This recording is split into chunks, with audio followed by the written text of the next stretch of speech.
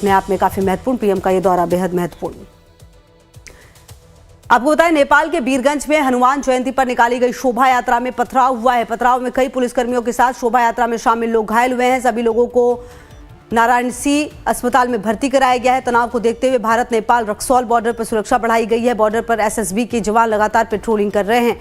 शोभा यात्रा में पथराव के दौरान कई पुलिसकर्मी जो हैं वो घायल हुए हैं। शोभा यात्रा में कई लोगों को चोट लग गई है, ये जानकारी भी सामने आई है।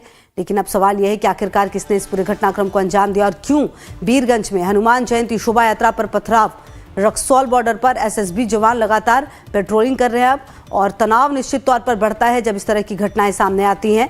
और देखिए, क्योंकि कल हनुमान जयंती थी और ऐसे में जगह जगह पर शोभा यात्रा निकाली गई थी, और जब यहाँ पर शोभा यात्रा निकाली गई वीरगंज में तो फिर यहाँ पर पथराव हुआ है। और आप देखिए कि कई पुलिसकर्मी और कुछ लोग भी घायल हुए हैं। शोभा यात्रा पर पथराव जो 12 अप्रैल यानी कि कल।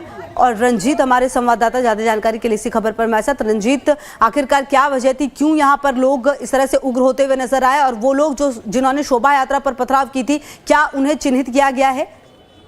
जी, देखा जाए मामले जो है वो नेपाल के वीरगंज में कल रविवार के दिन हनुमान जयंती की शोभा यात्रा निकल रहा था। शोभा यात्रा निकलने के बाद वहाँ जो देखा जाए तो वीरगंज में एक मस्जिद जो पड़ता है, मस्जिद पढ़ने के बाद जैसे ही लोग मस्जिद क्रॉस कर रहे थे तो दूसरे समुदाय के जो लोग थे उन्होंने पत्थरबाजी वहाँ चलाना शुरू कर दिया, जिसमें देखा जाए तो उस जो शोभा यात्रा में कुछ पुलिसकर्मी भी थे, वो पुलिसकर्मी भी घायल हुए। तो जो शोभा और जो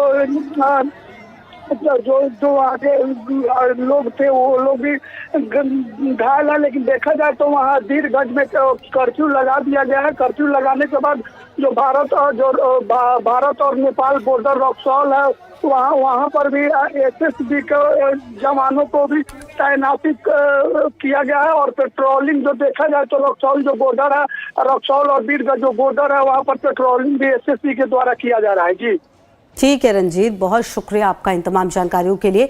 तो कई पुलिसकर्मी और कुछ लोग घायल हुए हैं। हालांकि यहाँ पर देखिए, जैसा कि हमारे सहयोगी बता रहे थे कि अब पूरे पुलिस प्रशासन ने इस पूरे जगह को अपनी जद में लिया हुआ है। आगे बढ़ते बात झांसी की कर लेते हैं। झांसी में